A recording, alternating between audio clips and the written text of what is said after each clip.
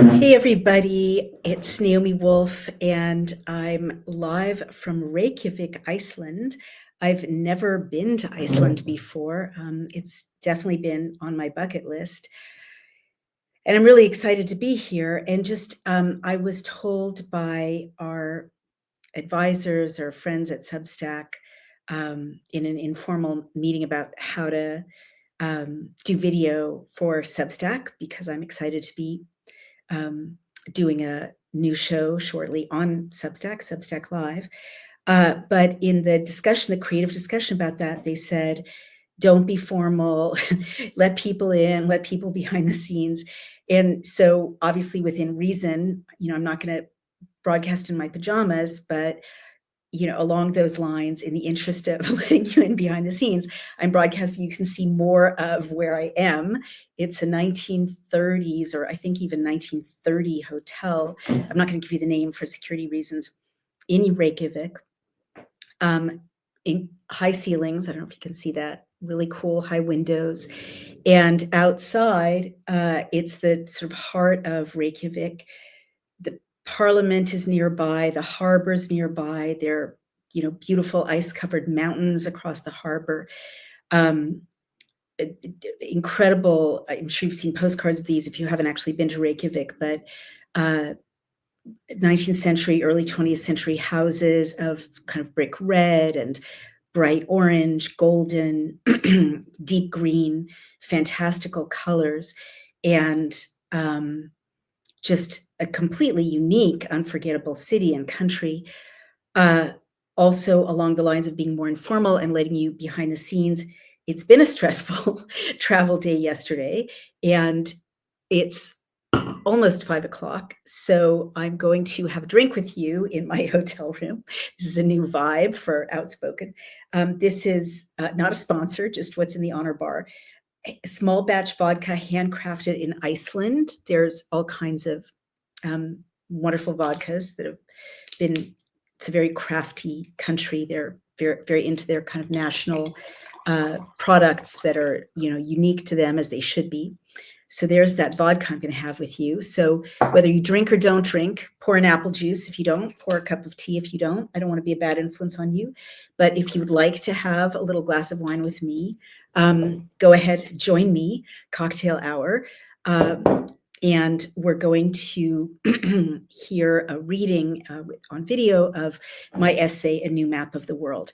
I did read it from the boat, from the Mediterranean, but the audio and the video did not transmit well, so I'm redoing it. So if you didn't hear or see well, this is your opportunity to follow this essay with better video and better audio, because Iceland is very connected digitally. I just want to say a few things before I begin, because you guys like to know where I am and what's going on. I was, as you know, on this ship, the Stein cruise, Stein at Sea with Mark Stein, and these dissidents from Britain, free speech martyrs almost at this point. Allison Pearson, the Telegraph reporter who has written a really important 6,000-word essay in the Telegraph about a mom named Lucy Connolly, a British mom, who's serving 2 years in prison for a tweet that was up for 4 hours, saying something like, burn it all down for all I care, about the riots. Not well phrased, but gestural, rhetorical, not a specific incitement to violence. She was just saying, I'm sick of it. I don't care. And also she was in trauma because she just lost her baby, had just died. So she was in a state of active PTSD when she posted this.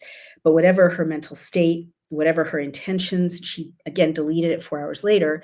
She's now in prison serving a 2-hour sentence. And she spoke to Allison Pearson for this article, which showed that she was not a racist, that she, wrote letters of support for the immigrant parents of the children she taught, who were also immigrants, at her little childcare center, that she was a loving mom, a respected member of the community. The prison authorities punished her for talking to Allison, by denying her the right to see her child. And David J. Lee, who's familiar with this case, said she basically said less than what half my more leftist politicians said during the Floyd protests. 100,000% correct. It's absolutely true. And again, I never want to support, specific threats of violence, which are illegal anyway, but these were not that. Another dissident was Laurence Fox, and you saw kind of a choppy interview I did with him. But again, the sound was not good enough. So the wonderful news is we do have a beautiful full-length interview with him, which will be posted today, which does have good audio and video. And it's terrifying what's happening to him.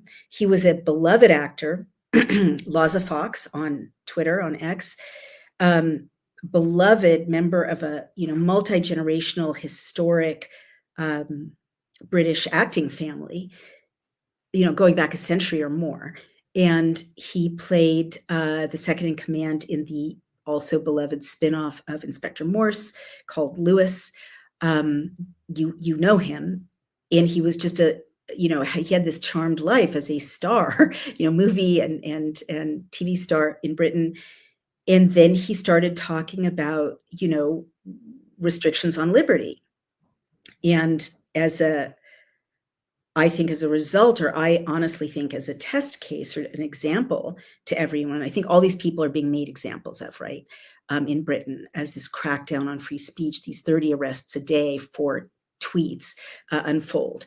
But this is his version, and I stand open to interview, the woman on the other side of the controversy always, right? But what he said to me is his friend, Leilani Dowling, who was also on the cruise, lovely woman, former Miss Universe, I believe, former Real Housewives of Chester, an influencer, a model, a page 3 girl. Apparently she was being criticized as a page 3 girl by another female influencer, or page 3 girls were being criticized. And for those who don't know, page 3 is the British tradition. I'm not saying it's great, but it's been there for decades, of on page 3 of one of the tabloids, women models pose topless. That's as far as it goes. Again, not great, for the self-esteem of young girls in the household, perhaps. I wrote about it in my book, The Beauty Myth. But, of all the things that there are to worry about in Britain right now, surely not the most serious. And in response to this, or in defense of his friend Leilani, Laurence reposted, basically with the implication morality begins at home. And that's who he is, right? A provocateur, a kind of a court jester with hypocrisy, right? Much like Oscar Wilde is the point I made. And I'm not saying I would have advised this. I wouldn't advise a loved one to do this, but just stand by. This is what he did. He reposted an image that this influencer had posted herself many years ago, of herself getting out of a car without underwear on. And he reposted it, which she had posted, to make the point, morality begins at home. So again, I'm not saying that's the smartest thing to do. I'm not saying it's the most grown-up thing to do, but he's being charged with a sex crime for reposting a post that she posted herself, right? Because she complained that he reposted it. And he's being charged under new kinds of speech restrictions. And I wrote about these in my essay, in which basically an opinion or a point of view is being turned into a criminal offense. So he all over the British newspapers, without calling him for comment, of course, which is how they do things these days. There are headlines saying, Laurence Fox, sex criminal, or sex pest. And those will last forever. They're always in the world of Google now, even though he hasn't been tried. So he's confident. His solicitors feel that this is the wrong crime, that, it's by far not that crime. It's a crime called upskirting, which he didn't take the picture, he wasn't there. Again, I'm not saying it was smart. I'm not saying I would recommend it, but that's what he too is looking at a 2-year jail sentence if he's convicted. 2-year jail sentence. Now, putting this in context, in Britain right now, we also heard on the cruise from a woman named Samantha Sammy Woodhouse, who was groomed as a teenage girl in her Midlands town. These northern towns are being terrorized by grooming gangs. I thought this was imaginary. I thought it was, blown out of proportion by right-wing hysteria about immigrants. And then I looked into it and I heard from Sammy Woodhouse and Samantha Smith, who was also trafficked, right, by these gangs. And they both spoke about it in a very moving panel on the Mark Steyn show on this Steyn at Sea cruise. And it's absolutely terrifying what's happening. 45 British towns have been identified as having these gangs. I would say they happen to be Pakistani. I don't think that's central because rape always happens, trafficking always happens. It's not important to me that it's Pakistani versus, white men doing it because it's a crime by adult men against children. But what they do is they find teenage girls who are kind of in care homes, like group housing, orphanages, essentially, or institutional homes. And they groom them. And this, they take them out, they buy them things, they pay attention to them. It's all, very seductive to girls starved of care and attention and, without their parents and so on. And then they take them and set up situations where they're gang raped repeatedly over and over and over by other men in the community. And this has turned into a very untouchable kind of hot button issue in Britain. Because even to try to talk about it, even to say girls are being raped and, repeatedly raped. I mean, Samantha Smith described horrific scenarios of girls being raped above a kebab shop while men are waiting their turn. And the transcripts, I can't even repeat what some of the transcripts say because they're so horrific, but basically girls being tortured to death, threatened with torture, prepared for horrific sexual assault, by damaging their orifices so that they can accommodate more and more sexual assault. Absolutely appalling situation, very institutionalized. And what became clear from the analyses of these two survivors, as well as Allison Pearson's analysis, and she's looked into it as well, is that, the reports from these two survivors are so horrific because both of them tried to tell the police, right? And over and over and over again, the police turn a blind eye, or they blame the girls. They call them packy shaggers or slags. Slags is British for prostitute, and packy shaggers, you can imagine, it means people who have sex with Pakistanis, women who have sex with Pakistanis. They're not women, they're minors, they can't consent. And the care homes turn a blind eye. And in fact, Samantha Sammy Woodhouse, really described like the collusion of the entire system. And she had a child by her rapist, and the courts have contacted the father, who was her rapist, to alert him to the fact that he could have custody visits with his son. So she's in contact by force with her rapist. The state is kind of siding with the rapist. But more systemically, when girls try to tell, there's cover up after cover up, and it goes up the chain of MP, local MP, party, into parliament, and then there's institutional turning a blind eye or ineffectual investigations that go nowhere.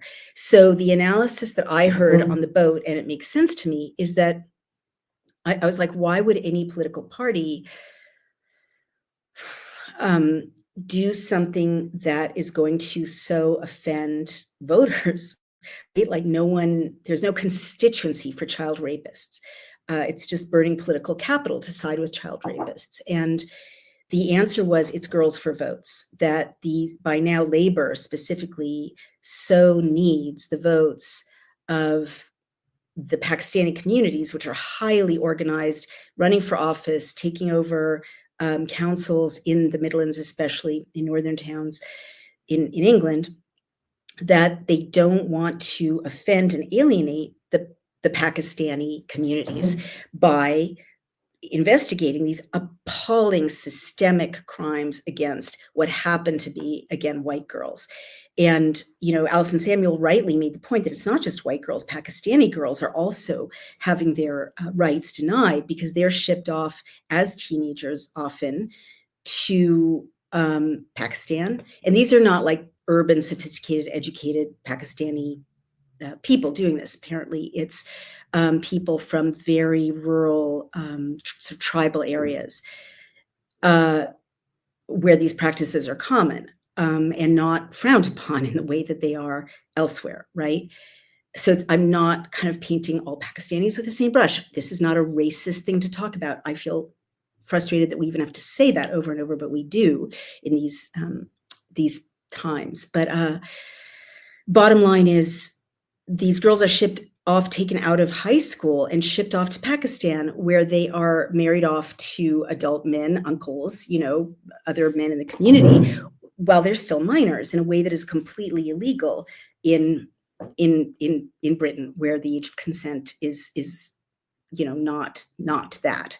But in those areas, child marriage, rape in the context of marriage is legal and is traditional. So that's happening in Britain. So it's completely appalling. But Allison Samuel says it's girls for votes. Allison Pearson says it's girls for votes, that the Labour Party especially, but all political parties, turn a blind eye because they don't want unrest. By the same token, you're seeing this new category in law of protected classes with protected characteristics, like being of color or other carve-outs that don't include white Christian Britons. And I'm not a white supremacist, but I do believe in equality under law, and that used to be a principle of British justice.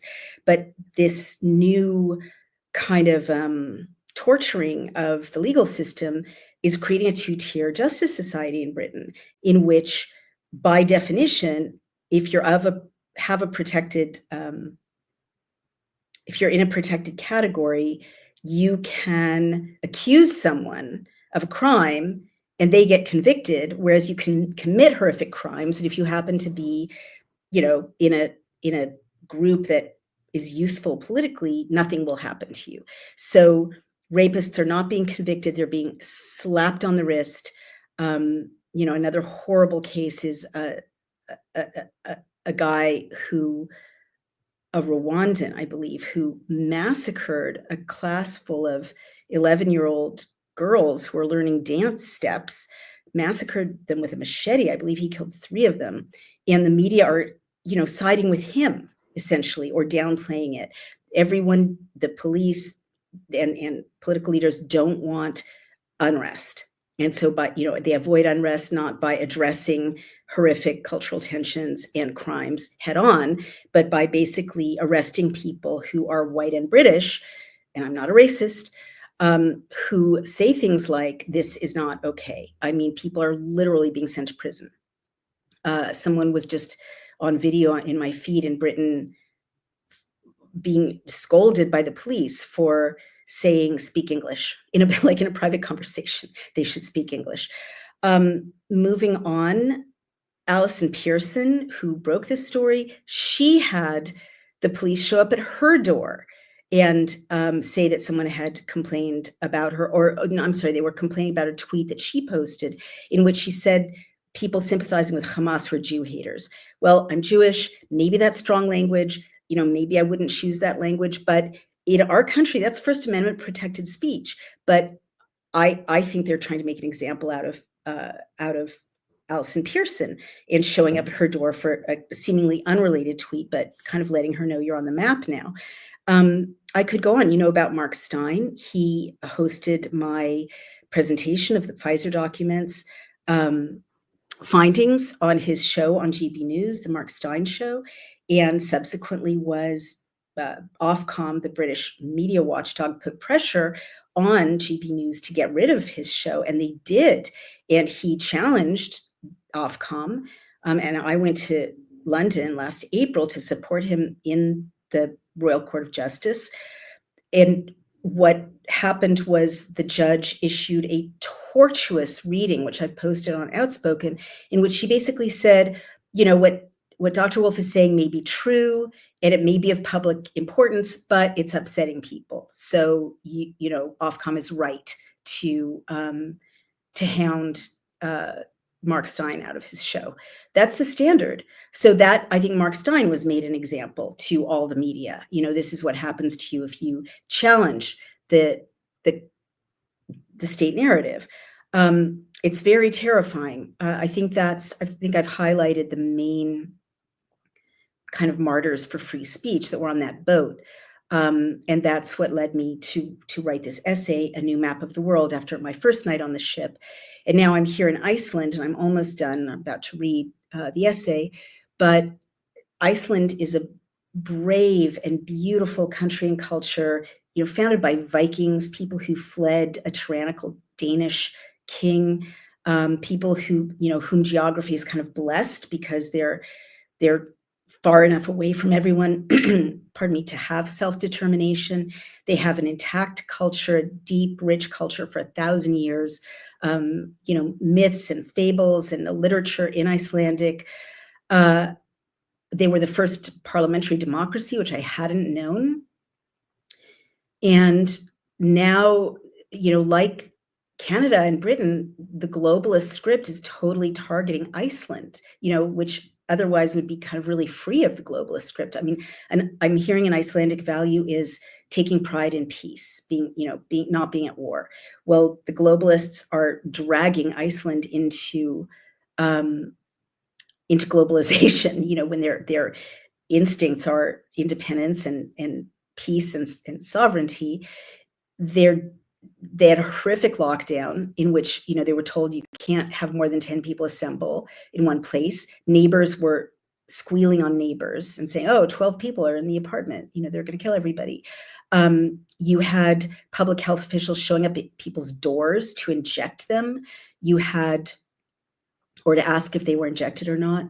To this day, one of the health officials, the head of epidemiology here, was just on a podcast in which this was shared with me. To this day, he's saying, that the people who took the injection have a different health outcome than the people who didn't, implying better, when in fact the truth is worse. We know that now. So they're still lying to this day, the people of Iceland.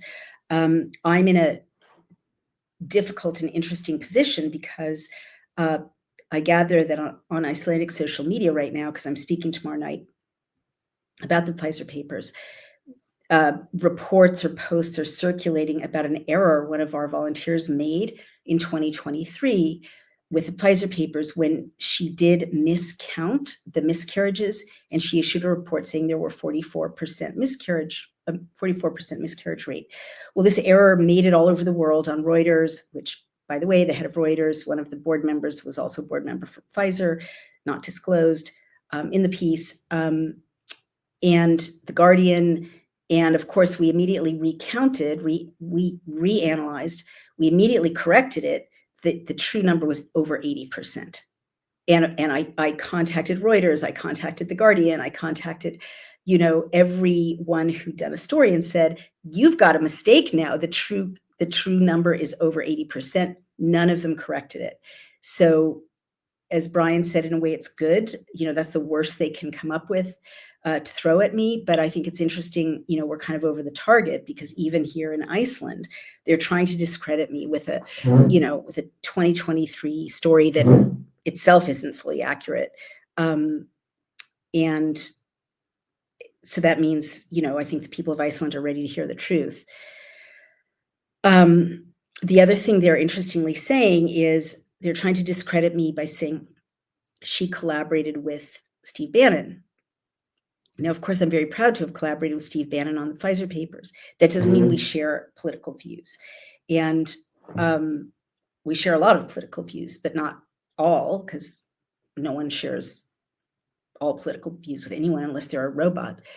And so they're saying, oh, well, Steve Bannon said Trump is going to have a third term. That makes Naomi a fascist, basically. And I'm like, that's such lazy journalism. Attack me for what I wrote, attack me for, what I've said, what I believe. It's such lazy journalism. It's such a kind of globalist legacy media smear tactic to say, well, this person over here said this, and you've been seen or communicated with, or, did this project over here with this person, therefore you're a fascist. So we had a bit of a fight about that, but it's a good fight. And I appreciate the podcaster, Tote, a former boxer. Now I'm going to go ahead and read the essay, but I want to invite you, if you're in Reykjavik, to join us tomorrow night at 7. And if you're not in Reykjavik, it's going to be live streamed. So that'll be really interesting because there will be questions and comments from an Icelandic audience. And now I'm going to go right into the last thing I want to say before I move into this is I'm seeing the same development on the outskirts of Reykjavik that I did on the outskirts of Toronto, and that's planned for, some of the beautiful farmland in England, big, huge, boxy apartment buildings with no one obvious to live in them. And same thing in Toronto, creepy. And also a gigantic hospital being built in one of the busiest thoroughfares in Iceland rather than in the center of the country. Massive hospital across from all these gigantic empty apartment buildings that are cutting off the beautiful harbor view, by the way. And then Brian added something else creepy, which is there's a mosque, a brand new mosque that was built, but, not much of a Muslim population. So it does look as if in major cities in the West, huge population centers are being built for reasons that we don't know yet. New population centers are being built for reasons we don't know yet. All right, moving along. A new map of the world, the free, the fighting, and the broken nations. I see that I'm writing to you about more and less ruined, formerly free societies these days.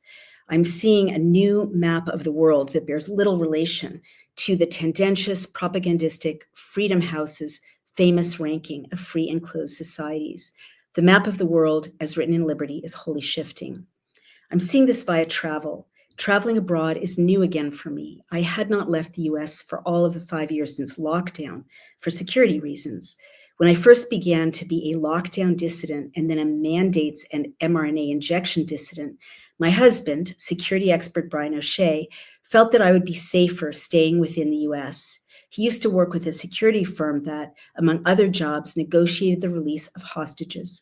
Believe it or not, if you are an American citizen dissident, you still have more protections from security forces or just from bad actors doing dangerous things to you physically if you are within the US than if you are traveling beyond its borders. So I had a pent-up hunger to see the rest of the world and to report firsthand on the state of liberty globally, especially in countries I had so loved, such as Canada, Britain, India, and the Netherlands. I had wanted to accept an invitation to go back to Australia, which is among the beloved nations on my short list, but I was too scared. I would be kept in a quarantine camp. This had really happened. I was too scared I would be kept in a quarantine camp. This had really happened for 2 weeks to the dissident member of parliament who was inviting me, so I regretfully declined to visit. Australia had arrested 3 internees who had tried to escape from a quarantine facility, so I feared any engagement with that system. So far, I have seen ruined nations, nations whose liberty and rule of law we thought would last for centuries, if not millennia. And I've also seen newly booming nations in terms of their hope, confidence, and above all, their defense of their freedoms. There is the third category, that of nations and states of active struggle between these poles. I count the Netherlands, from which I reported back to you already, as being in that state of active conflict. It is being repressed and is fighting back. I'm excited to visit Germany at MEP Christine Anderson's invitation in September, as Germany is also in that category now, that is, sustaining a live resistance to active suppression of rights. And I must see France too, for this same reason. We have entered a new world order, much as people mystify or misuse this term, and I would argue that this new metric defines it. It seems as if lockdown and the global bid by the evildoers of 2020 to 2025 to enslave us all, they really need an historic name a bit more descriptive than the cabal, have had the effect either of sharpening citizens' national will and honing people's intentions to lead their nations, protect their rights, and defend their cultures, or else, in other nations, a tipping point has been reached. Repressions went so far that the citizens were broken in effect, and most lost the will or understanding even to fight. In this regard, the world having been sorted anew into the categories of vigilantly, aggressively free nations, recently broken nations, and nations and states of vivid, dangerous, nail-biting struggle for liberty, we are definitely not in the pre-2020 world order. The countries at the bottom of the freedom lists, if they were being properly revised, have shifted. We see Britain and Canada hurtling down the ranks, gathering momentum as they fall. We see that India moves rapidly upwards to showcase its press freedoms and its robust democracy to the rest of the world. Hungary shows its mettle in defending its own culture and language. With the election of President Trump, America claws its way back up to the top, defending its borders and sovereignty, and asserting, at least in principle, a rejection of state censorship. Many nations these days do better in terms of freedom than does the 16th century birthplace of free speech, England. Many indeed do better than the birthplace of 18th century liberty, France. Marine Le Pen, the leader of the French Nationalist Populist National Party and frontrunner for the 2027 presidential election, was found guilty. Critics such as President Trump say via courts using, quote, lawfare to silence free speech, end quote, of embezzlement of funds, and she is being prevented from running for office, conveniently enough, for 5 years. Russia scolds the West these days with good evidence. The spokesperson for the Kremlin, Dmitry Peskov, representing a nation held up by the West for decades as an autocratic state, spoke out against the collapse of democratic norms in France and widened the Kremlin's critique to Europe as a whole. Quote, more and more European capitals are going down the path of violating democratic norms, end quote, Kremlin spokesman Dmitry Peskov told reporters when asked to comment on the ruling. Quote, we do not interfere in France's internal affairs and never have, Peskov added. Quote, but our observation of European capitals shows that they do not shy away from stepping outside the bounds of democracy in the political process, end quote. The reversals of fortune and fate continue. The nations that we always thought would uphold liberty, the old alliances, the post-1919, post-Paris Peace Conference world order, the world order that created allies out of Western nations in a proto-League of Nations format that sought to impose civilized transparency and open diplomacy on nation states that had previously maintained a precarious balance of power through threats of suppression and force, a world order that led in turn to the adoption by Europe of the 1950 European Convention on Human Rights or the Convention for the Protection of Human Rights and Fundamental Freedoms, have mostly caved. That treaty guaranteed everything we would think of as the West for the next 70 years, ranging from free and fair elections to freedom from discrimination under law to freedom of speech. Incidentally, it is quite difficult to locate and share a digital text of the 1950 Convention on Human Rights. Even on the ECHR website, you have to click around quite a bit, finally to find a weirdly Xeroxed PDF version from which quotes can't be shared. Odd, or not these days, for text that should be framed in every classroom in Europe. If its language of, quote, fundamental freedoms were indeed in every classroom, newsroom, and university lecture hall in Europe, instead of being buried in a weird PDF in a dry website, We would not even see the ridiculous debates, let alone the metastasizing of claims against speech and the encroachments on absolute rights that Europe is sustaining, as everyone on that continent and in Britain would know that these are illegal. But now, leaders of great Western nations are simply ignoring it. Rolling out the harassment of UK critics of tyranny in 2025 and the targeting of the speech of British populations to petrify them was, of course, the 2020 to 2025 plan. Britain is now a showcase of collapsing democracy. New initiatives are killing British liberties on all sides, starting with speech. It's clear that the path for the population to accept this was paved by the 2020 to 2022 lockdowns that were so draconian that at one point Britons were allowed outside for 1 hour a day. More than 6 people at another time during UK's lockdowns were forbidden to meet together in one of the more nonsensical iterations of magical thinking designed not to make any epidemiological sense, but to habituate the British public to arbitrary, restrictive state decisions. I believe that this extended psychological torture so traumatized the British population in general that they had little will or presence of mind to fight the new restrictions rolled out now, even without the excuse of a, quote, pandemic. And I guess generally, and now I'm here in Iceland, I see the same thing. I think generally that's the case. And this kind of got a frisson of recognition among the crowd when I said this on the boat. Many of in the audience were British. I think the lockdown years were just for emotional trauma, to soften up these populations for these restrictions of speech and democracy that would never be tolerated if people weren't psychologically broken. Britain is collapsing so fast now that the few voices remaining seeking to defend journalism, free speech, and other liberties are stunned. I'll share some of the stories of the bravest and most noble of these remaining fighters for a free Britain tomorrow, and I just shared them in the introduction to this essay. Vice President Vance warned Prime Minister Keir Starmer, leader of our traditional ally Great Britain, from the Oval Office in front of the world, that without Britain restoring free speech, there would be no free trade. Quote, Vance said, "We also know that there have been infringements on free speech that actually affect not just the British. Of course, what the British do in their own country is up to them, but also affect American technology companies and by extension, American citizens." This prompted the lamest fact check I've seen for a while. And that was the end of the quote.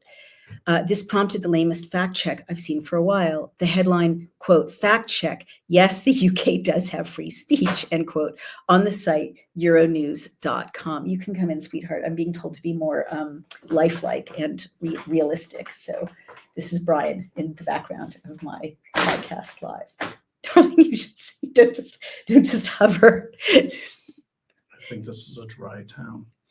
Okay. All right. I'm going to keep going. Here's a vodka, sweetheart. Fact check. Yes, the UK does have free speech on the site of euronews.com. The article reiterated correctly that free speech is enshrined in Britain's laws, but avoids addressing the fact that the nation is violating its own free speech laws. The Times, where I was a columnist, but a paper which, as far as I know, this is the London Times, to this day still cancels me, reports that, quote, police make 30 arrests a day for offensive speech, end quote, and fails in what would be a serious editorial lapse in a sane journalistic context to put the word offensive in quotation marks. Offensive to whom? Reporters and publishers in the UK are overwhelmingly not resisting wholesale chilling of speech, wholesale censorship. And these arrests, for their part, seek to create new pariahs and to inject new forms of abject fear into the simple act of the simple use of the English language in public. Allison Pearson of the Telegraph just wrote a piece seen by 2 million people, it's now 50 million people, since she published it yesterday, about a British woman named Lucy Connolly, who was denied bail and is, as Pearson posted, quote, jailed for 2 years for a tweet. And I posted a screenshot there of Lucy Connolly. Pearson is one of the last remaining UK opinion writers and reporters to speak up for historic British freedoms of speech and thought. She explained to me recently that in 2022, a new category of offense was essentially proposed by the British police with the Orwellian name, quote, non-crime hate incidents, end quote. In 2023, Parliament approved this, quote, code of practice, end quote. The gov.uk website explains further, quote, 7, non-crime hate incidences, NCHIs, are recorded by the police to collect information on, quote, hate incidents, end quote, that could escalate into more serious harm or indicate heightened community tensions, but which do not constitute a criminal offense, end quote. In other words, this is Orwell's, quote, pre-crime, end quote. A crime need not be committed for police to take action. Also, the offense can be totally subjective, that is, in the eyes of the observer.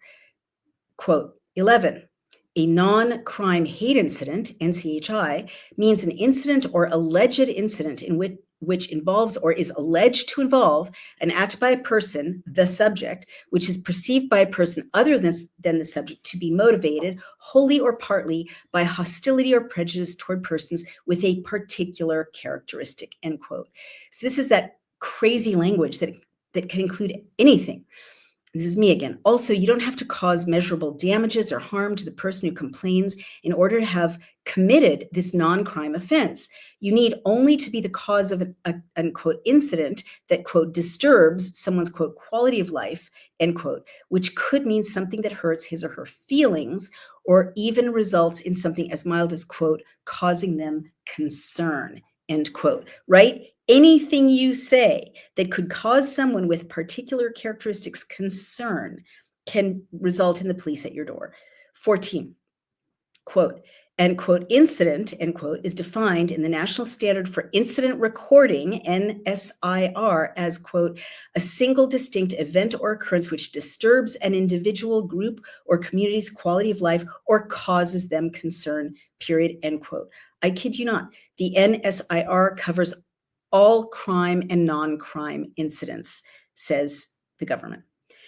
So UK police have essentially invented their own, quote, code of practice, not a law, that allows them to round up and charge people whose views on social media, quote, cause concern, end quote. Cause concern, people. But this, quote, code of practice, end quote, contradicts and essentially guts the free speech provisions in the European Convention on Human Rights, as well as a fundamental British law, Article 10 of the Human Rights Act of 1998. Quote, everyone has the right to freedom of expression. This right shall include freedom to hold opinions and to receive and impart information and ideas without interference by public authority and regardless of frontiers, period, end quote. That's British law. Right now, that's British law. They haven't done away with this British law. They're just doing illegal things in violation of it. Commonwealth nation Canada is further down along this timeline, and the new low of Canada, matched only by Australia, is clearly where our, quote, evil overlords, as some of my wittier friends like to call Mr. Global, wish to drive Britain. I flew, as I described to you in my last essay, to Toronto in a plane load of illegal immigrants fleeing President Trump's enforcement of basic immigration laws in the US. The mostly illegal immigrants, judging from my time waiting my own turn to enter the country, walked unhesitatingly through Customs and Border Patrol, barely explaining to the officials seeking to interview them who was waiting for them or what possible means other than Canadian benefits they had of support. The officials looked frustrated and irate. There was nothing they could really do to accomplish their jobs. Riding in the car that picked me up from the airport gave me a vertiginous experience of a post-freedom, formerly free Western nation. The dashboard let out a debilitating shriek as we drove away from the airport. The driver explained that the shriek is emitted by, quote, the system when he drives out of the, quote, sector of the airport. I thought, of course, of 15-minute cities. And by the way, I just heard from Jules. Do you remember her last name, honey? Brian is checking. She's an advocate for the vaccine injured, a former BBC host who's on the cruise. She said that the same restrictions on driving are in place in London, that they fine you like 90 pounds if you go above 15 miles an hour or 20 miles an hour. and that it's done through sensors. It's done automatically, again, 15-minute cities. He explained further, as we slowed to a stop before a red light, that, quote, the system finds him automatically if he does not stop, if he dares to drive through on a yellow light. He also explained that it records us, quote, for safety. He seemed to catch himself as I was asking if all of this surveillance was intrusive. He had started to agree, but then, remembering, it seemed to me, that he too was being recorded, the driver said slowly and clearly that it's a really good system because it, quote, keeps insurance costs down, end quote.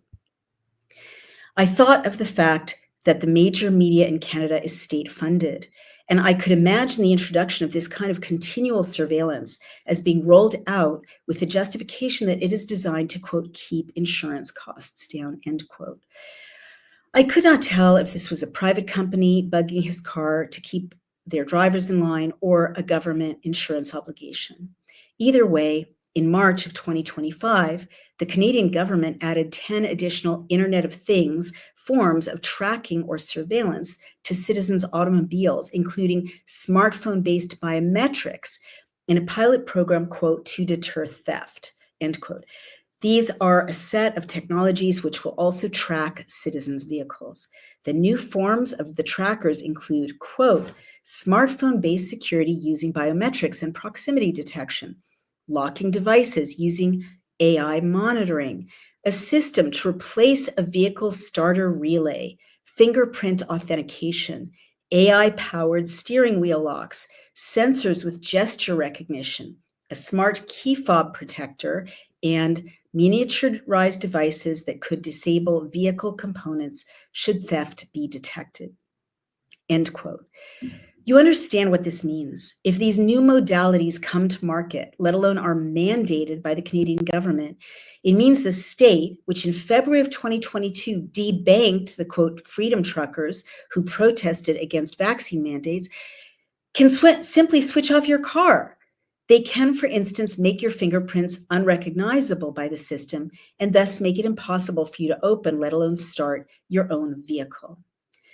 We drove into Toronto through outskirts that I remembered, having visited from time to time since 1993 for the publication of my first book, The Beauty Myth, as having been open fields by Lake Ontario, dotted with residential apartment blocks. Toronto itself, I remembered, as having been human-scaled, architecturally and culturally friendly, and beautifully composed of streets of 19th century gray stone townhouses, interspersed with 3- or 4-story residential buildings from the same era. Even downtown, I recalled, there had been Victorian townhouses, in spite of the building in between them of massive modern skyscrapers. I remembered side streets in which yogurt shops, restaurants featuring a range of ethnic cuisines, and mom and pop businesses such as hardware stores and shoe stores tempted passers-by. Leafy, shade-dappled sidewalks had surrounded the University of Toronto, where I had spoken in the 1990s. The old-fashioned hotel where my publisher had housed me had had a faded elegance. I had been amazed that a 26-year-old first-time author was being accommodated in a place with heavy white linen tablecloths in the dining room, with brocaded red bolsters on the bed, with a pool in the basement, and with room service. I had barely experienced anything like it. I still remember my publicist, a lovely, kind young woman with short blonde hair in a pixie cut, and the same huge ideals that I had myself at that time, and the impressive way she switched from English to French to English as she shepherded me from radio station to TV show to radio station. The Francophone-Anglophone wars were then in full swing. Mostly, I remember with deep fondness the Canadians in my audiences, sensible, decent, reasonable people, curious and civil, thoughtfully engaged in ideas. They were liberal in the best old-fashioned sense of that word. They believed in open dialogue and in the betterment of society.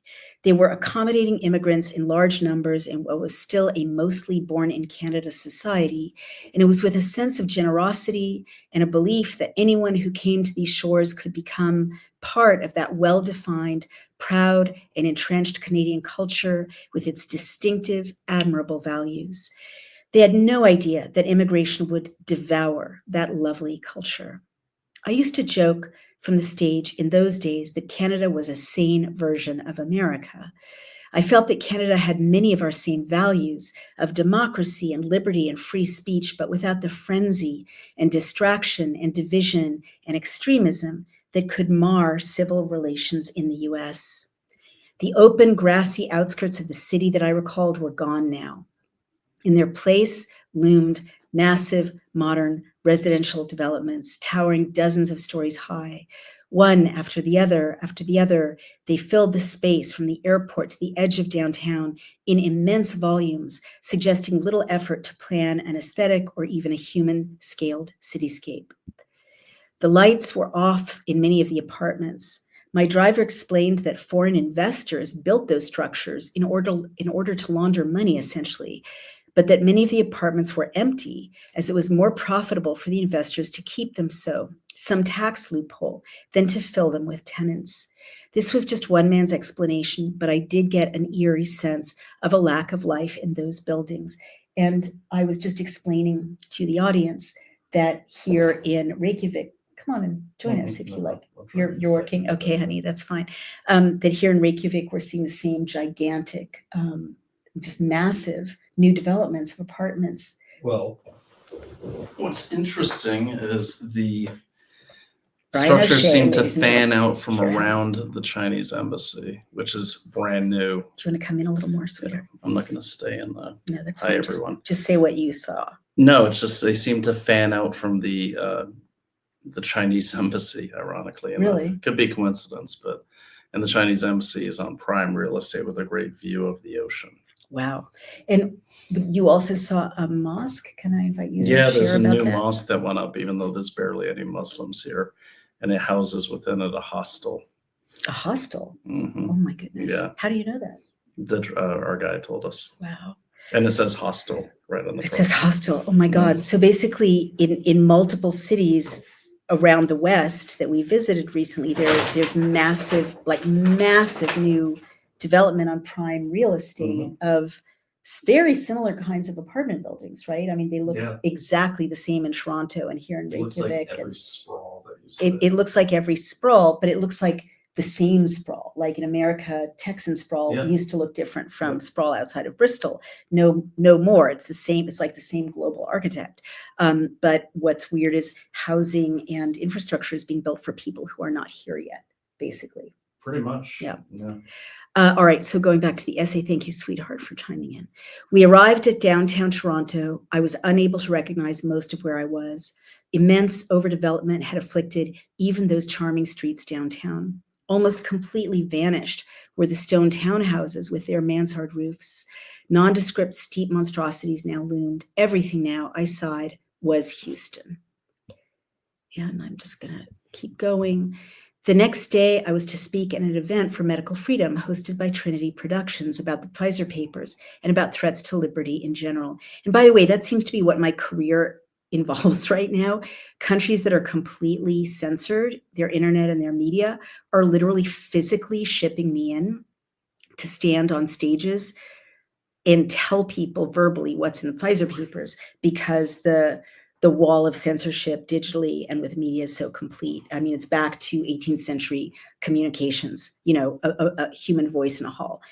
The next day, I was to speak at an event for medical freedom hosted by Trinity Productions about the Pfizer papers and about threats to liberty in general. I was paired with the distinguished Canadian podcaster and commentator Trish Wood. I had met her by phone in mid-2020 in one of the first public conversations I had criticizing the conventional wisdom of lockdowns. We had described with the glad recognition of fellow sufferers how wrong and bizarre lockdowns were. My hosts, Ms. Wood, some guests, and I had dinner the night before the event at a little French restaurant on a side street downtown. With its terracotta walls and bustling black-clad waiters, the low lighting on the centers of the tables, its icy martinis and its posters from Paris in the 1920s, with its tables of carefully dressed, gray-haired men and women in their 50s, 60s, and 70s, having intense dialogues in the excited low hum that a great little neighborhood restaurant generates, it seemed lovably archaic, like a capsule of the before times. I was surprised to learn from the owner, a man of Romanian descent who looked like all the men on the wolf side of my family, who are also Romanian, that his mother, a Holocaust survivor in her 90s, had spoken out in the midst of Canada's lockdowns against them. She had recognized the signs of the descent into totalitarianism. I felt a chill that a little fire burnt bright in that civilized restaurant with its owner's descent from a woman with civilized values, and yet outside the nation was unrecognizable from what it had been a mere 4 years before. The feral bureaucrats whom the bistro's owner's mother had recognized at once had won, just as they had in 1933. The next day, our event was held in a big banquet hall in a glitzy resort center, a bit outside of the center of the city. I heard through the grapevine that very few venues in Toronto would allow a gathering such as ours, GASP, a medical freedom event, to even take place. People told stories of being ostracized, losing jobs and income, losing friends and family and status. I was introduced to some of the leaders of the Freedom Truckers. They too described being debanked or fearing being debanked, losing licenses, losing livelihoods. I sat quietly on stage opposite. Ms. Wood, my microphone useless in my lap. I sat quietly on stage opposite Ms. Wood, my microphone useless in my lap, and listened to these men, visibly hardworking men in jeans and flannel shirts with wind-burned and sunburned faces that were deeply lined with stress or with resoluteness or both. I thought, there is really nothing I can say. I should go down into the audience now and sit down and listen. These men should be on the stage. What I had done and knew seemed so trivial compared with what they had done and knew. I realized that I was in the presence of towering heroes, World War II era Purple Heart level, dragging people out of burning buildings grade historic heroes. If history made any sense at all, I thought, the sunburned men speaking in that conference room would someday have chapters of their own in Canadian history books. What I am trying to describe in that community of people, many of whom had driven an hour or two in order to be present, not only with me and Ms. Wood, but with one another, is this. These people saw that the forces massed against them and their values in Canada were now so immense and so institutionalized that it was extremely unlikely that they would win their nation back in their lifetimes. But they kept speaking and joining together and fighting simply because that is what decent people, decent Canadians who love and remember their country and can't give up on it, even if it seems all but gone, must do. Till they die. That's what it felt like. A hopeless battle, waged at this point for the sake of mere self-respect and for a ghostly love of a country that may already be gone. I came home the next day beyond sad. I came over a border to a country in which the patriots had actually won, were bringing their republic back to life. I mean no disrespect to Canada and to the courageous Canadians I met, but it was like flying from night into daylight, from hopelessness to hope, from mourning to building. I witnessed Canada as a country that is, in terms of liberty, the blood that enlivens the veins of nations, already dead. I'm sorry if I cause offense by stating this. I have to tell the truth of what I saw. This is to say, I saw no way to suggest to Canadians how to take actions. I saw no clear recourse for Canadians in the fight to regain their freedoms. I saw no way for them to force their government into transparency. I saw no way to stop bad laws or to launch good ones. I heard of no transcendent rights left unbesmirched that would allow citizens to speak with impunity. There was a sense of vulnerability in Canada, as there is no defense that can be mounted against the next attack by the state of whatever nature on the people. There's almost no way to pierce the bubble of state media propaganda.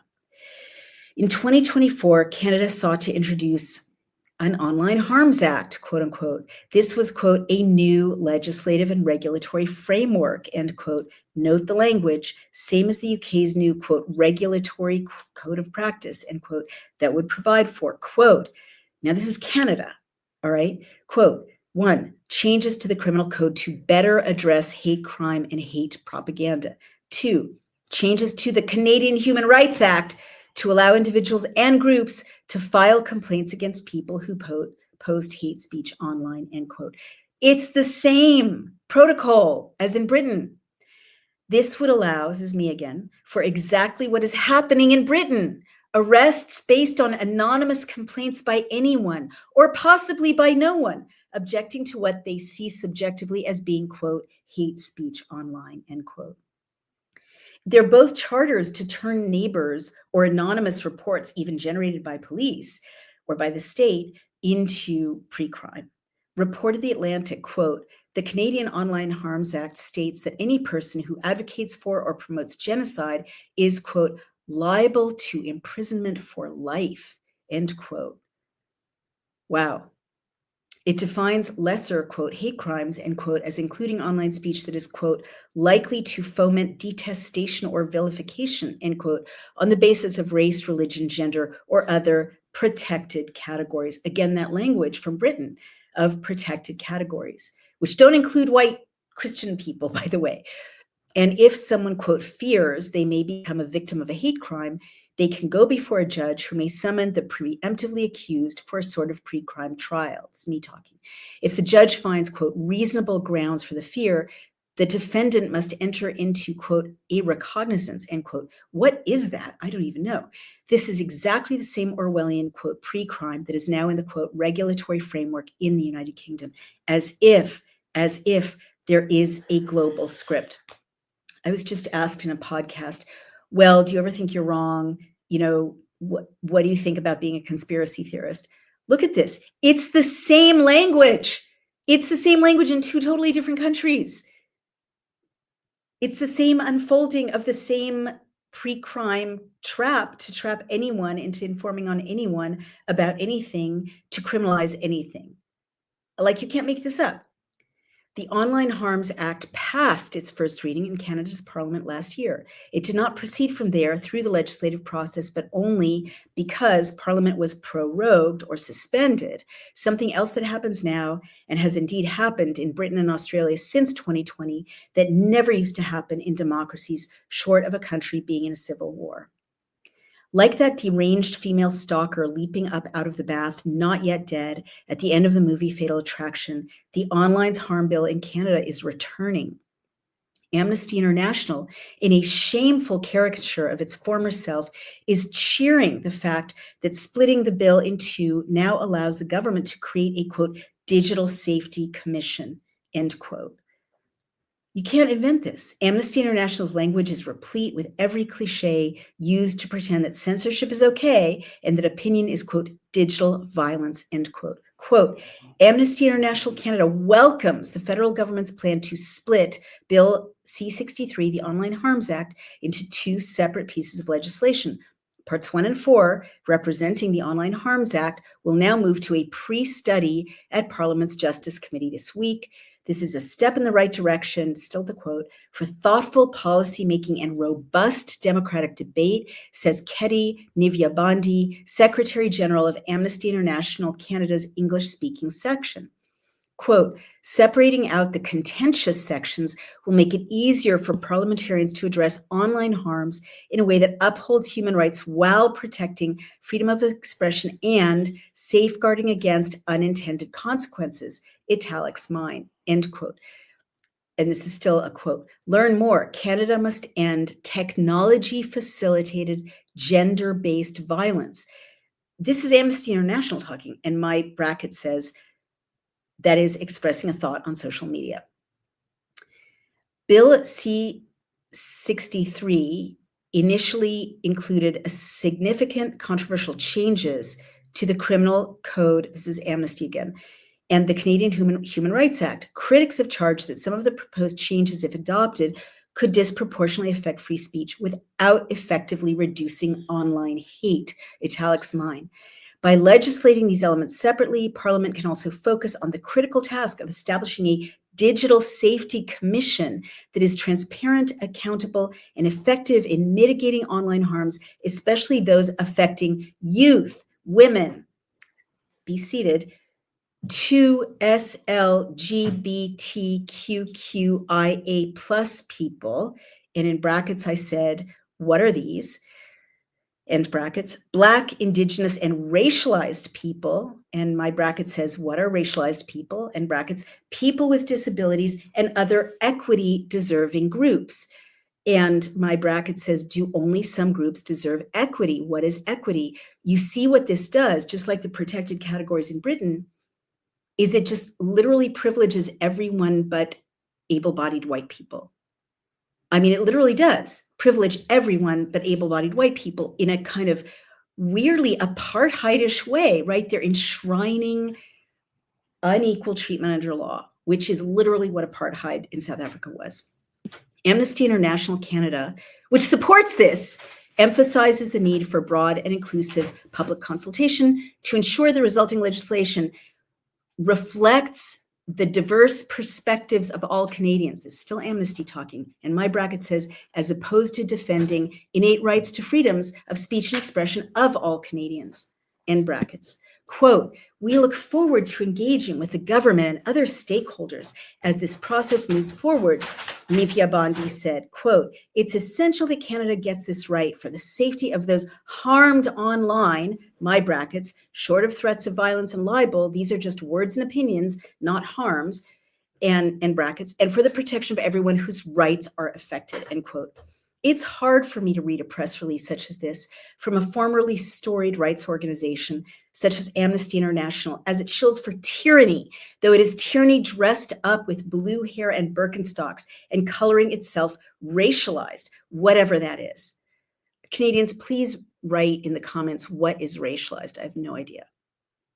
It makes me ill to read the language above, in part because of its headache-inducing lies and hypocrisy, but also because it shows that there is no one left, no cavalry, no help to be had, no organization, no party, no institution left in Canada whose role is to defend the right to freedom of expression enshrined to this day in Canada's Charter of Rights and Freedoms.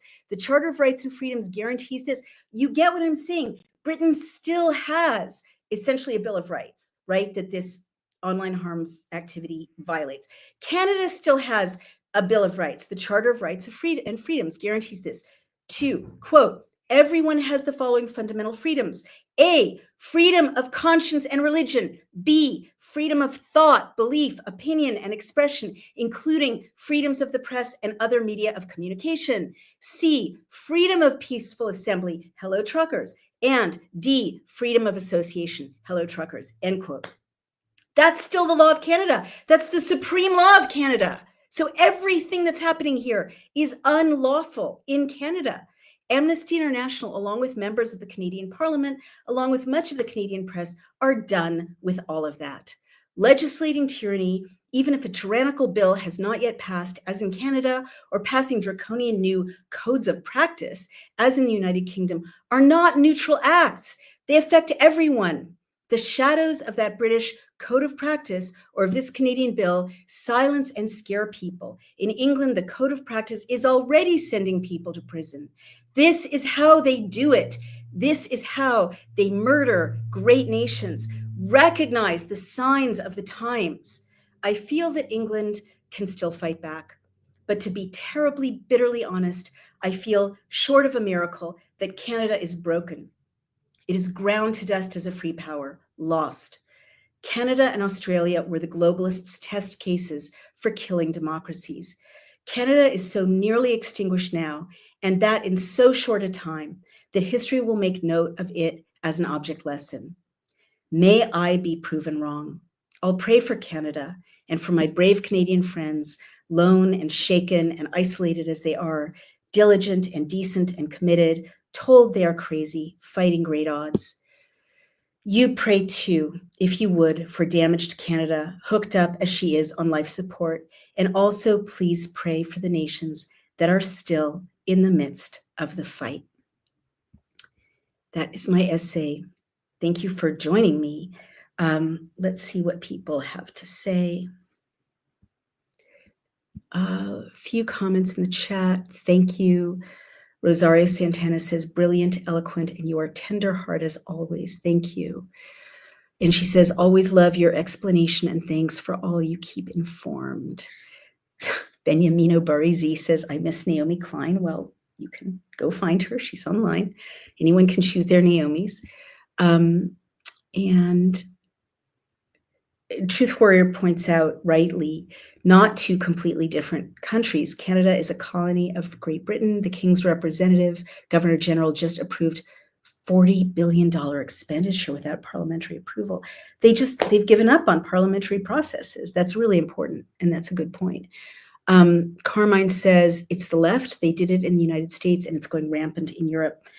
I would again respectfully push back a little bit on that. I think this is beyond left and right. I mean, Boris Johnson was just as complicit. He's a conservative. Scott Morrison in Australia was just as complicit. If you have a conservative globalist, it's two flavors of the same globalist plan. Even the rhinos in America, they're not on the left, but they are protecting pharma. For instance, they overwhelmingly supported, very few states spoke out against lockdowns. Yes, more Republican than, more red than blue states, but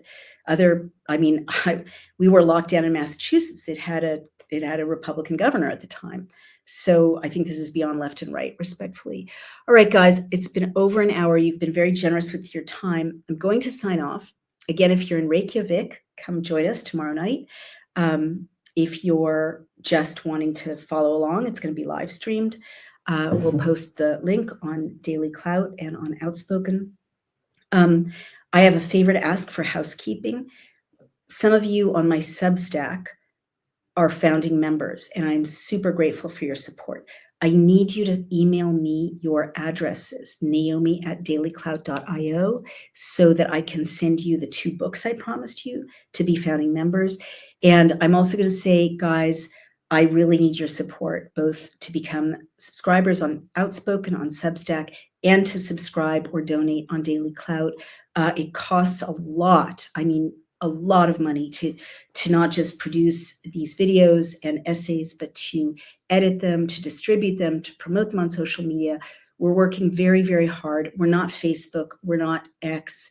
We're not the New York Times. We live and die on your donations. So if you think these essays are valuable, if you think this reporting from around the world is valuable, other people really aren't doing this reporting. I only know War Room at this point being an independent news, maybe Rebel News. Very few independent news outlets report from around the world. We cover stories on Daily Clout about liberty around the world. And I'm doing real journalism, and it's exhausting and expensive. So I need your help. We've had a lot of cancellations. Times are tough. So if you can afford to subscribe on Substack, on Daily Clout, and maybe even throw in a subscription donation for someone else who can't afford it, that would be, it's life or death to us. So I don't like to ask for money, but there it is. That's our business model. We live and die on your donations.